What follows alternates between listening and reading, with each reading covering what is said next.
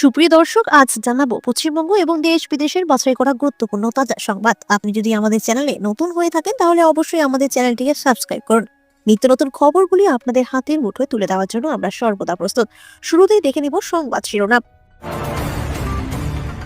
SIR শুনানির notice দেওয়া শুরু বৃহস্পতিবার থেকে। কতদিনের মধ্যে হাজিরা, কি জানালো কমিশন? বাবরি মসজিদ নিয়ে বিরাট স্বস্তিতে হুমায়ুন, মামলা খারিজ করে দিল কলকাতা হাইকোর্ট। ঠান্ডা নয়, দক্ষিণবঙ্গে উল্টে বাড়বে তাপমাত্রা। উত্তরবঙ্গের কি হাল? আজকের আবহাওয়ার খবর। 1/3 ভোটারই বাদ। এসআইআর খসড়া তালিকায় বড় প্রস্তুতি ঘোষের বুথ নিয়ে। প্রয়োজনীয় পদক্ষেপ নিতে পিছপা হবে না ভারত। এবার ইউনুসকে চরম হুঁশিয়ারি মোদী সরকারের। অনুপ্রবেশকারীদের আতুর ঘর মন্তব্যে বিজেপিকে তুলোধনা। অবিলম্বে ক্ষমা চাওয়ার দাবি অভিষেকের। মেসিকাণ্ডে অরূপ বিশ্বাসের পদত্যাগ, ইস্তফা পত্রে ভুল বানান নিয়ে বিজেপির ট্রোল, পাল্টা বিপাকে শুভেন্দু। সুপ্রিয় দর্শক, এতক্ষণ শুনছিলেন সংবাদ শিরোনাম। এবার আসি বিস্তারিত খবরে। মঙ্গলবার প্রকাশিত হয়েছে খসড়া ভোটার তালিকা। এবার শুরু যাচাই পর্ব। আগামীকাল বৃহস্পতিবার থেকে নোটিশ দেওয়া শুরু হবে। কমিশন সূত্রে খবর, নোটিশ দেওয়ার পর 7 দিন সময় দেওয়া হবে। সেই অর্থে শুনানি শুরু হওয়ার সম্ভাবনা আগামী সপ্তাহে। এই হিয়ারিং চলবে আগামী 15ই জানুয়ারি পর্যন্ত। তারপর সমস্ত ঝাড়াই বাছাই শেষে 14ই ফেব্রুয়ারি প্রকাশ পাবে চূড়ান্ত ভোটার তালিকা। তবে বয়স্কদের ক্ষেত্রে শুনানির জন্য বাড়ির বাইরে বেরোতে হবে না। কমিশন জানিয়েছে, 85 বছর বা তার ঊর্ধ্বে যাদের বয়স, তারা যদি শুনানির আওতায় আসে সেক্ষেত্রে তাদেরকে শুনানির জন্য আসতে হবে না। এসআইআররা, ইআরওরা, এইআরও এবং সংশ্লিষ্ট বুথের বিএলওরা তাদের বাড়িতে যাবেন শুনানি করার জন্য। কমিশনের নিয়ম অনুযায়ী হিয়ারিং এ ডাক পেতে পারেন কয়েক ধরনের ভোটার। ইআরও যদি মনে করেন অতিরিক্ত যাচাই প্রয়োজন, তবে তাদের ডেকে পাঠানো হবে হিয়ারিং এ। সেখানে দেখাতে হবে কমিশনের নির্ধারিত 11টি নথির মধ্যে অন্তত একটি বৈধ ডকুমেন্ট। কমিশন এমন পরিবারগুলিকেও হিয়ারিং এও ডাকতে পারে যাতে যাচাই করা যায় তাদের নাগরিকত্ব সংক্রান্ত তথ্য। এখানেও আধার ছাড়া বাকি 11টি নথির মধ্যে যে কোনো একটি বৈধ নথি দেখাতে পারলেই নাম উঠে যাবে এসআইআর এর ফাইনাল লিস্টে। কেউ যদি ফর্ম ফিল আপের সময় ভুল তথ্য দেন আর সেই তথ্য কমিশনের ডাটাবেসের সঙ্গে না মেলে, সেক্ষেত্রে কমিশন হিয়ারিং এ ডেকে পাঠাতে পারে। কোনো ভোটারের ফর্ম যদি বিএলও বুঝতে না পারেন বা কমিশনের কাছে অস্পষ্ট থাকে, তাহলেও সেই ভোটারকে ডেকে পাঠানো হতে পারে যাচাইয়ের জন্য। যদি ডাক আসে, ভয় নয়, সঙ্গে নিয়ে যান নির্ধারিত নথি। প্রমাণ দিতে পারলে মিটে যাবে সব সংশয় আর নিশ্চিত হবে আপনার নাম এসআইআর এর চূড়ান্ত তালিকায়। অর্থাৎ যেখানে কমিশনের সামান্যতম সন্দেহ তৈরি হবে সেখানেই ডাকা হবে শুনানিতে। তবে সঠিক তথ্য ও বৈধ কাগজ সঙ্গে থাকলে চিন্তার কিছু নেই। আসছি পরবর্তী সংবাদে। মুর্শিদাবাদের বেলডাঙ্গায় বাবরি মসজিদ নির্মাণ ঘিরে দায়ের হওয়া জনস্বার্থ মামলায় এবার বড় স্বস্তি পেলেন ভরতপুরের বিধায়ক হুমায়ুন কবির। সেই মামলাটি খারিজ করে দিল কলকাতা হাইকোর্ট। ভারপ্রাপ্ত প্রধান বিচারপতি সুজয় পালের ডিভিশন বেঞ্চ মামলাটি খারিজ করার ফলে মসজিদ নির্মাণ নিয়ে আপাতত কোনো আইনি বাধা রইল না। এই মামলায় আবেদনকারীর তরফে দাবি করা হয়েছিল, মসজিদ নির্মাণের উপর স্থগিতাদেশ দেওয়া হোক এবং এলাকায় নিরাপত্তা বাড়ানো হোক। প্রথম দিনের শুনানিতেই আদালত কোনো স্থগিতাদেশ দেয়নি। এবার চূড়ান্ত শুনানিতে মামলাটি পুরোপুরি খারিজ হয়ে গেল। আদালতে আবেদনকারীর আইনজীবী সওয়াল করেন, ধর্মীয় প্রতিষ্ঠান নির্মাণের ক্ষেত্রে রাজ্যের অনুমতি প্রয়োজন। পাশাপাশি প্রশ্ন তোলা হয়, মানুষকে উস্কানি দেওয়ার উদ্দেশ্যই কি এই মসজিদ নির্মাণ করা হচ্ছে? তবে শুনানি শেষে ডিভিশন বেঞ্চ স্পষ্ট জানিয়ে দেয়, এই আবেদন ত্রুটিপূর্ণ। ভারপ্রাপ্ত প্রধান বিচারপতি সুজয় পাল পর্যবেক্ষণে জানান, যে জমিতে মসজিদ নির্মাণ হচ্ছে তা সরকারি জমি নয়, ট্রাস্টের জমি। ফলে এই মামলায় যে আবেদনগুলি করা হয়েছে তা আইনত বিবেচনাযোগ্য নয়। সেই কারণেই জনস্বার্থ মামলাটি খারিজ করে দেওয়া হয়। উল্লেখ্য, মসজিদে শিলান্যাস হওয়ার আগেও এই বিষয়টি আদালতের দরজায় পৌঁছেছিল। সেই সময়ও ভারপ্রাপ্ত প্রধান বিচারপতি সুজয় পাল এবং বিচারপতি পার্থ সারথী সেনের ডিভিশন বেঞ্চ হুমায়ুন কবিরের কর্মসূচিতে কোনো হস্তক্ষেপ করেনি। আদালতের এই অবস্থানের পরই বেলডাঙ্গায় বাবরি মসজিদের শিলান্যাস সম্পন্ন হয়। এদিকে মসজিদ নির্মাণের জন্য ইতিমধ্যে কোটি কোটি টাকা অনুদান এসে পৌঁছেছে হুমায়ুন কবিরের কাছে। যদিও বিতর্ক এখনো থামেনি, তবে আদালতের এই রায়ের পর আইনি দিক থেকে আপাতত স্বস্তিতেই রয়েছে মসজিদ নির্মাণের প্রক্রিয়া। আসছি পরবর্তী সংবাদে। দক্ষিণবঙ্গে শীতের লুকোচুরি, এই তাপমাত্রা নামছে তো এই উঠছে। ডিসেম্বরের মাঝে এসে ফের খানিকটা তাপমাত্রা উঠেছে কলকাতা সহ দক্ষিণবঙ্গে। তাহলে কি ডিসেম্বরেও শীতের দেখা মিলবে না? এই প্রশ্নই ঘুরপাক খাচ্ছে দক্ষিণবঙ্গবাসীর মনে। কি বলছে আবহাওয়া দপ্তর, জানুন সম্পূর্ণ আপডেট। উত্তরবঙ্গে ঠান্ডায় হাড় কাঁপছে, এদিকে দক্ষিণবঙ্গের শীতের দেখা নেই। আবহাওয়া দপ্তর বলছে আগামী 7 দিনে দক্ষিণবঙ্গে তাপমাত্রার বড়সড় হেরফের হবে না, উল্টে তাপমাত্রা কিছুটা বাড়তেও পারে। তাপমাত্রা মোটের উপর স্বাভাবিক বা তার উপরেই থাকবে, অর্থাৎ জাকিয়ে শীত এখনো হাতের নাগালে নয়।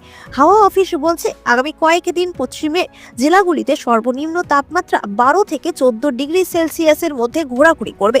উপকূলের জেলাগুলিতে সর্বনিম্ন তাপমাত্রা 14 থেকে 17 ডিগ্রি সেলসিয়াসের মধ্যে থাকবে।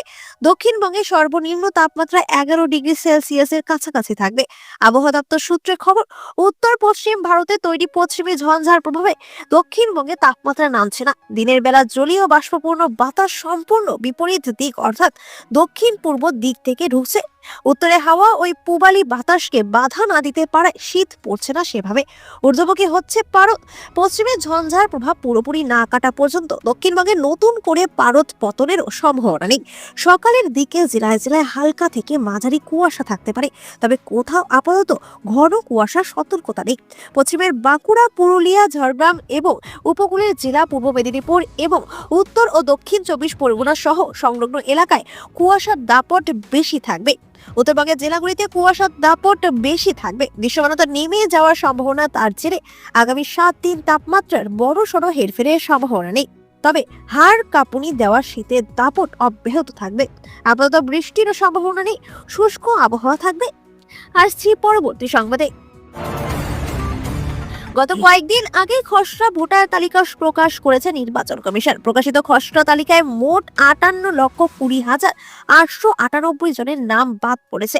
একাধিক হেভি ওয়েট নেতাদের বুথেও বহু ভোটারের নাম বাদ পড়েছে, যার মধ্যে রয়েছে বিজেপি নেতা দিলীপ ঘোষের বুথও। তথ্য বলছে সব থেকে বেশি নাম বাদ পড়েছে তার বুথে। কলকাতা থেকে নাম কাটিয়ে অনেক আগেই খড়গপুর শহরের ভোটার হয়েছেন দিলীপ ঘোষ। নাম তুলেছেন রেল নগরী খড়গপুর শহরের 263 নম্বর বুথে।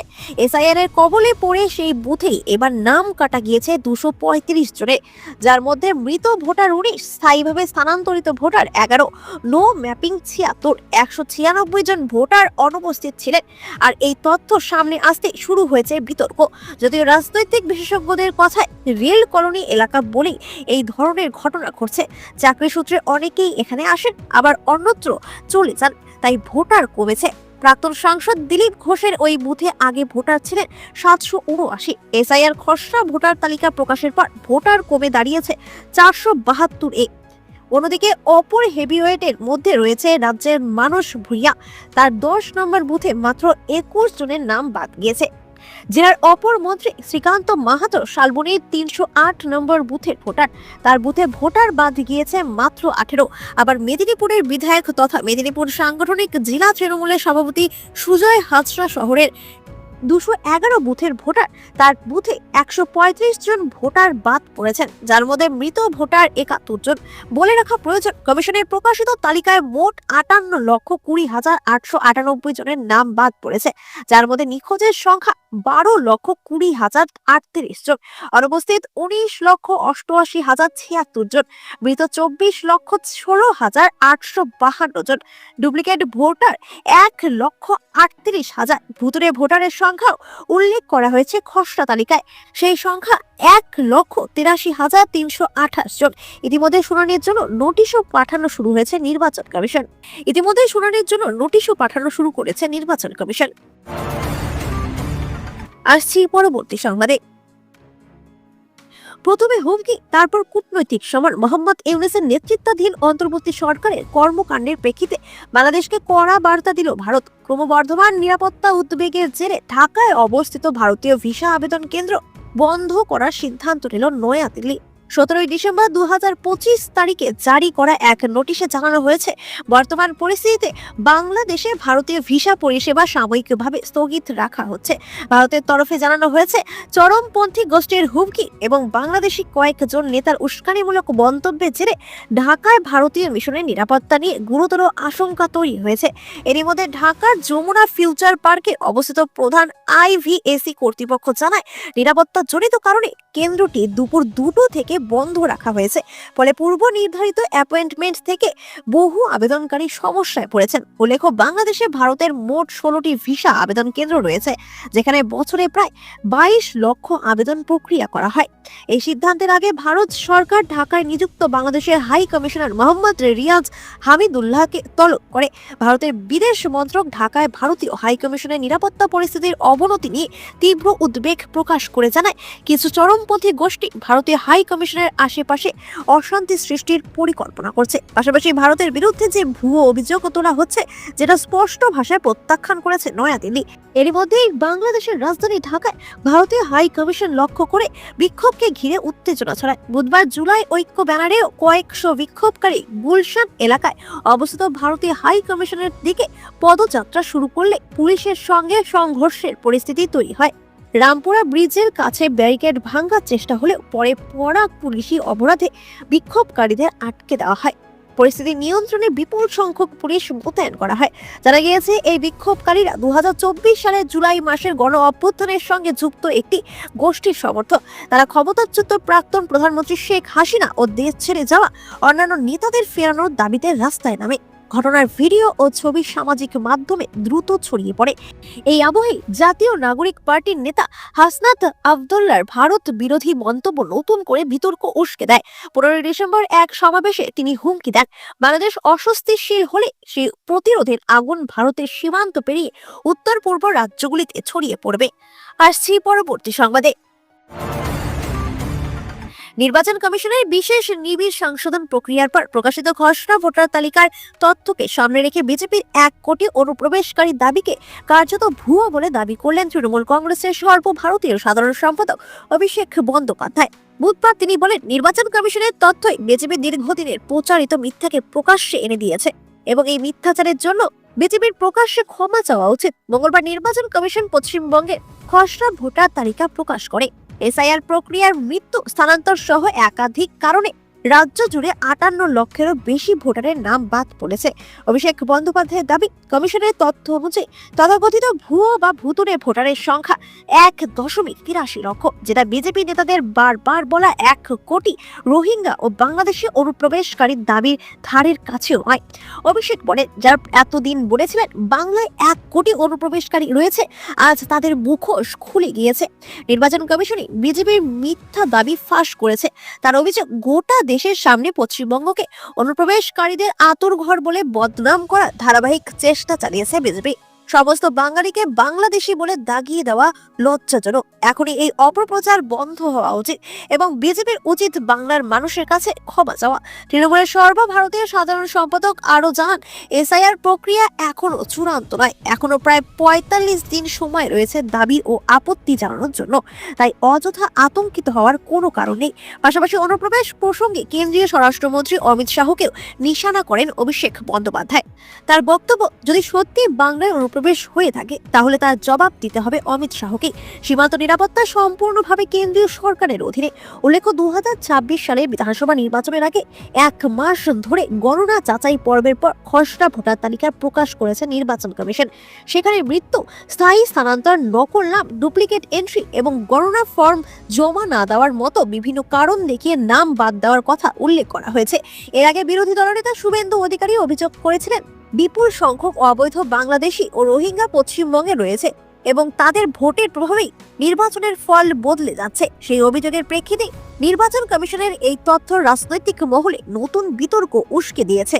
আসছি পরবর্তী সংবাদে। তিলোত্তমার মেসি জাদু দেখতে গিয়ে যে বিশৃঙ্খলা তৈরি হয়েছিল, তার আজ এসে পড়ল সোজা নবান্নে। প্রবল সমালোচনার মুখে পড়ে অবশেষে ক্রীড়ামন্ত্রীর পদ থেকে ইস্তফা দিলেন অরূপ বিশ্বাস। মুখ্যমন্ত্রী মমতা বন্দ্যোপাধ্যায় সেই ইস্তফা গ্রহণ করলেও আসল নাটক শুরু হয়েছে মন্ত্রীর ইস্তফাপত্রে থাকা বানান ভুল নিয়ে। আর সেই বিতর্কে এবার নাম জড়িয়ে গেল বিরোধী দলনেতা শুভেন্দু অধিকারীও। মঙ্গলবার ক্রীড়ামন্ত্রীর পদ থেকে অব্যাহত চেয়ে মুখ্যমন্ত্রীকে চিঠি দেন অরূপ বিশ্বাস, কিন্তু সেই চিঠিতে ক্রীড়াঙ্গন হয়ে গিয়েছে ক্রীড়াঞ্চল, পরিপ্রেক্ষিতে আর অব্যাহত লেখা হয়েছে অব্যাহতি। বিজেপি এই সুযোগ হাতছাড়া করেনি। অরূপ বিশ্বাসের চিঠির ভুলগুলো লাল কালি দিয়ে মার্ক করে সোশ্যাল মিডিয়ায় পোস্ট করে পশ্চিমবঙ্গ বিজেপি। রাজ্য সাধারণ সম্পাদক জগন্নাথ চট্টোপাধ্যায়ের কটাক্ষ, এদের তো বাংলা শিক্ষাও হয়নি। বিজেপি যখন অরূপ বিশ্বাসের বানান জ্ঞান নিয়ে প্রশ্ন তুলছে, ঠিক তখনই যুব ভারতীর সামনে এক বিক্ষোভ কর্মসূচিতে শুভেন্দু অধিকারীর পাশে থাকা প্লেকার্ডে নজর যায় নেটিজেনদের। সেখানে মন্ত্রিসভা বানানটি ভুল লেখা ছিল। তৃণমূলের রাজ্য সাধারণ সম্পাদক কুণাল ঘোষ সুযোগ বুঝে পাল্টা আক্রমণ শানিয়ে বলে, বিজেপিও তো বানান ভুল করেছে, শুধু তুমি নও অবলাকান্ত, অনেকেরই খেয়াল থাকে না। মেসির অনুষ্ঠানে প্রবল বিশৃঙ্খলার দায় নিয়ে অরূপ বিশ্বাসের ইস্তফাকে অবশ্য আইওয়াশ বা লোক দেখানো বলে উড়িয়ে দিয়েছে বিরোধীরা। তাদের দাবি গ্রেপ্তার করতে হবে সুজিত বসু ও অরূপ বিশ্বাসকে। তবে রাজনীতির এই গম্ভীর আলোচনার মাঝে দুই শিবিরের বানান বিভ্রাট এখন নেটপাড়ায় হাসির খোরাক হয়ে দাঁড়িয়েছে। নেটিজেনদের প্রশ্ন, তৃণমূল হোক বা বিজেপি, কারোরই কি বাংলা বানানটা ঠিক মতো আসে না? বিশৃঙ্খলা আর পদ থেকে নেপথ্যে থাকা রাজনীতির চেয়েও এখন বড় হয়ে দাঁড়িয়েছে হর্ষই আর দীর্ঘের লড়াই।